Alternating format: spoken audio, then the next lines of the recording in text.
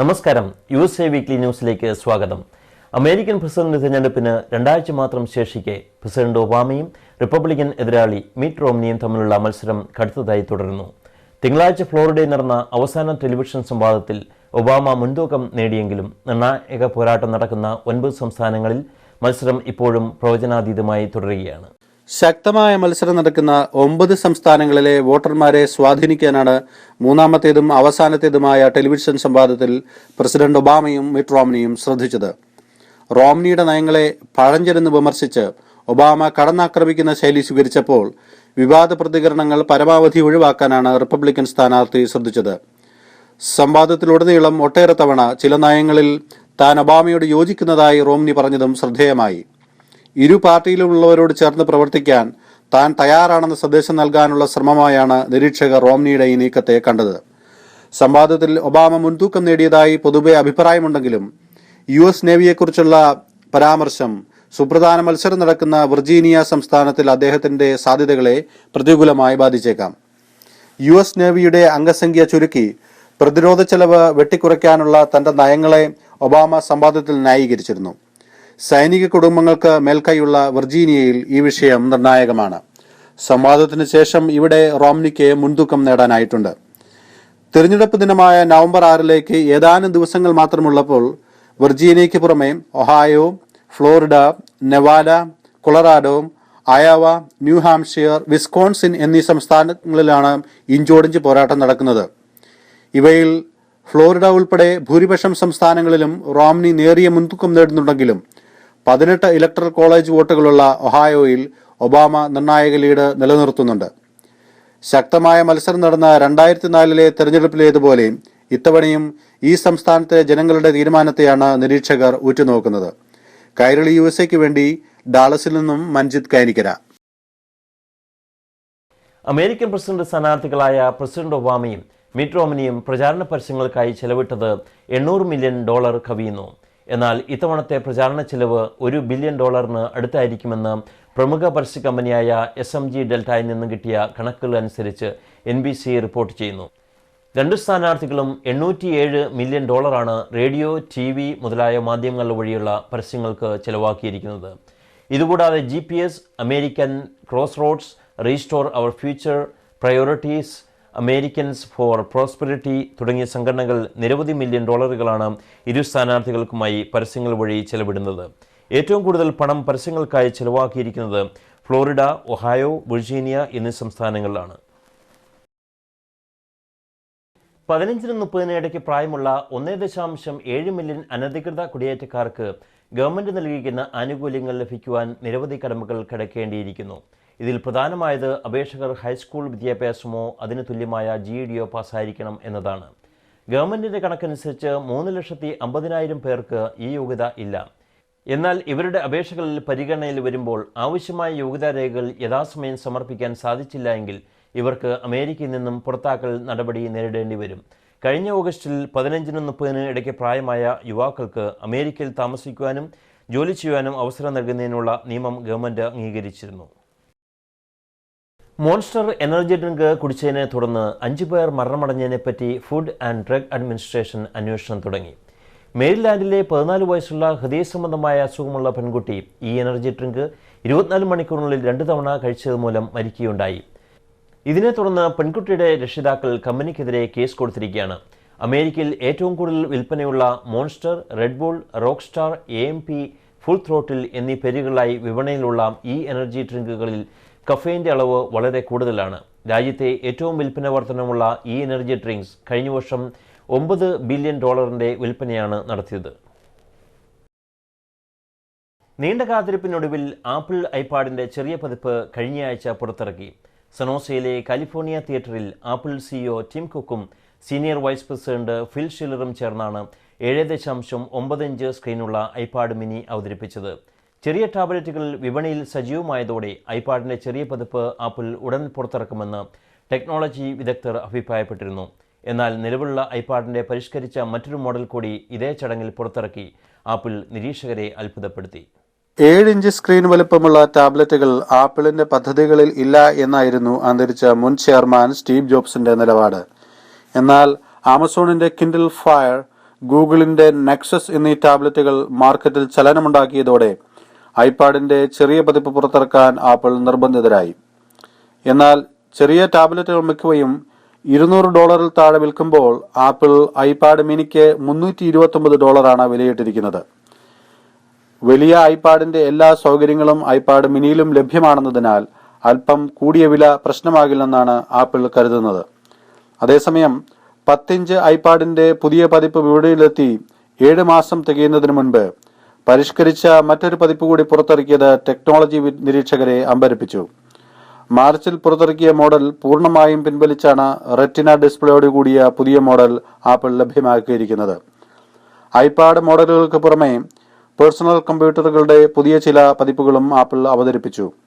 Retina ഡിസ്പ്ലേയുള്ള MacBook pro ലാപ്ടോപ്പും അടിമുടി പരിഷ്കരിച്ച ഐമാക് ഡെസ്ക്ടോപ്പ് കമ്പ്യൂട്ടറുമാണ് ഇവയിൽ ശ്രദ്ധിക്കപ്പെടുന്നത്.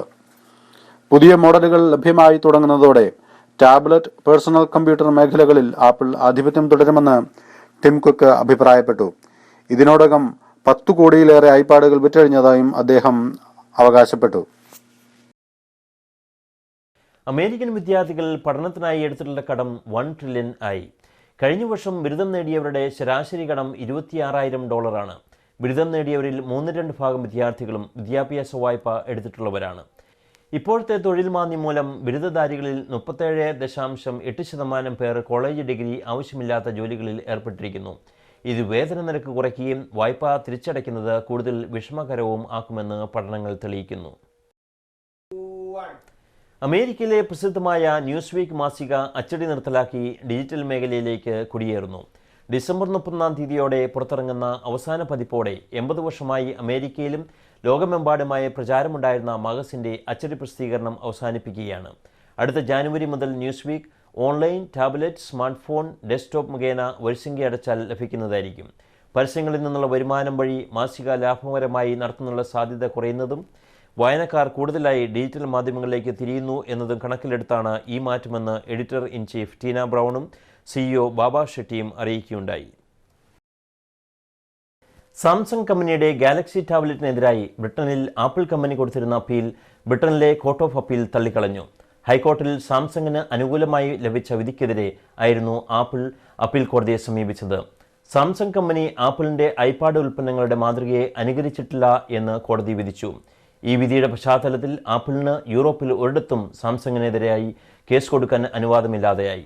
കൂടാതെ സാംസങ് കമ്പനി ആപ്പിൾ ടാബ്ലറ്റിന്റെ മാതൃകയെ അനുകരിച്ചിട്ടില്ല എന്നുള്ള വസ്തുത അവരുടെ വെബ്സൈറ്റിലും പത്രങ്ങളിലും പരസ്യം ചെയ്യണമെന്നും കോടതി നിർദ്ദേശിച്ചു. കേരള ലിറ്റററി സൊസൈറ്റി ഓഫ് ഡാളസിന്റെ നേതൃത്വത്തിൽ വിജയദശമി ദിനത്തിൽ ആദ്യാക്ഷരം കുറിക്കൽ സംഘടിപ്പിക്കുകയുണ്ടായി. ഡാളസ് കേരള അസോസിയേഷൻ ഹാളിൽ വെച്ച് നടന്ന ചടങ്ങിൽ പ്രശസ്ത സാഹിത്യകാരൻ ഡോക്ടർ MST നമ്പൂതിരി കുട്ടികളെ ആദ്യാക്ഷരങ്ങൾ എഴുതിച്ചു. Abraham Thekkemuri, Jose Ochalil, Siju George, CB George, Rosamma George, Thomas Mathew തുടങ്ങിയവർ ചടങ്ങുകൾക്ക് നേതൃത്വം നൽകി. പ്രസിഡന്റ് ജോസൻ ജോർജ് സ്വാഗതവും സെക്രട്ടറി തോമസ് മാത്യു നന്ദിയും പറഞ്ഞു. പ്രസ് ക്ലബ് പ്രതിനിധികളായ ജോസ് പ്ലാക്കാട്ട്, PP ചെറിയാൻ തുടങ്ങിയവർ ചടങ്ങിൽ പങ്കെടുത്തു. അക്ഷരം കുറിക്കുക, അക്ഷരലോകത്തേക്ക് കുഞ്ഞുങ്ങളെ കൊണ്ടുവരിക എന്നുള്ളതാണ് പ്രധാന ഉദ്ദേശം. അക്ഷരലോകത്തേക്ക് കൊണ്ടുവരുമ്പോഴാണ് പിന്നെ വാക്കുകൾ, വാചകങ്ങൾ എങ്ങനെയാണ് അവരെ ഭാഷയിലേക്ക് കൊണ്ടുവരിക. അപ്പോൾ കേരള ലിറ്റററി സൊസൈറ്റി 5 കൊല്ലം, മിക്ക കൊല്ലങ്ങളിൽ ഞാനിവിടെ വരാറുണ്ട്. അത് നല്ല കാര്യമാണ്. കാരണം അക്ഷരലോകത്തേക്ക് കുട്ടികളെ കൊണ്ടുവരിക എന്ന് പറഞ്ഞാൽ ഭാഷയിലേക്ക് അവരെ വരുത്തുക എന്നുള്ളതാണ്. അപ്പോൾ ആ ഭാഷയും സംസ്കാരവും പ്രധാന ചുമതലയായിട്ടുള്ള Kerala literary society.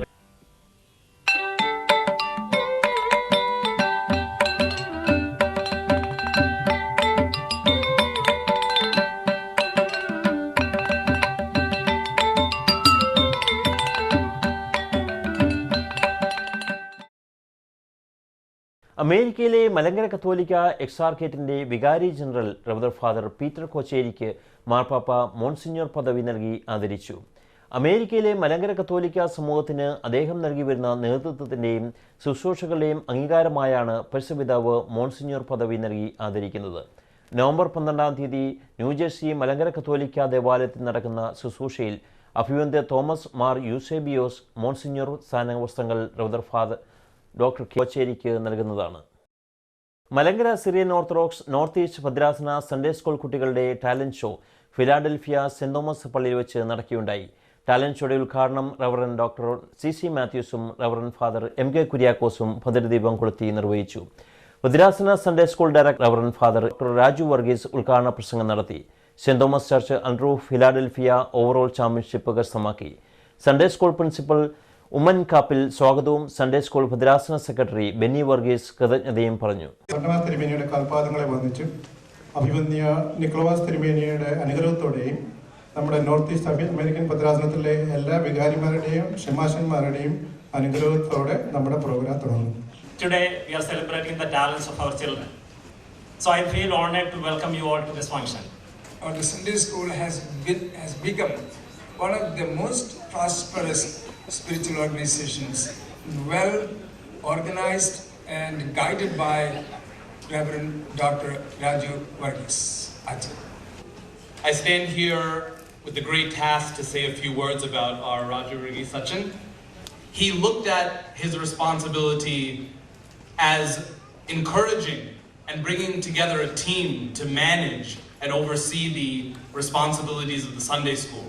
On behalf of the Sunday School Board and on behalf of everyone here, offer a small token of our gratitude for the years of service that he has paid for our Sunday school.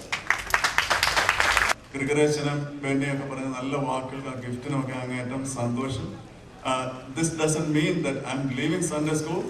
We have OBBS awards and centralized examination of Macarius Memorial Awards. Nidin Chakos, St. John's Delaware, Shalom Mom and St. Gregorius, Tina Thermardum.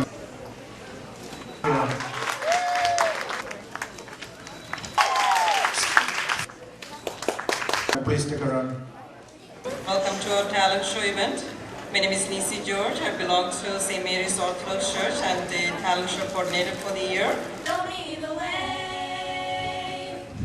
Oh, brothers, let's go down. Let's go down. Come on down. Oh, brothers, let's go down. Down in the river to pray.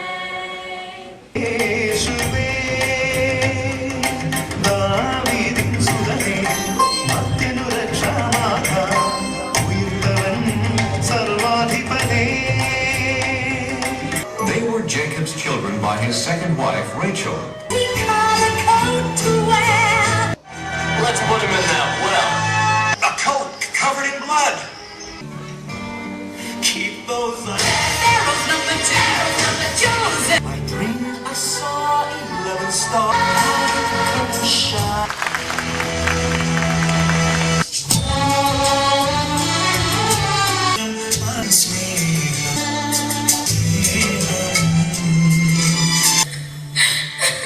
And left to fetch food.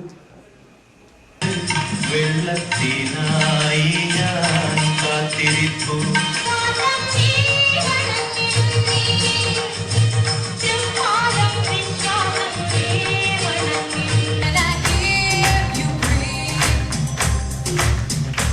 I hear wings to fly. I feel like I'm alive.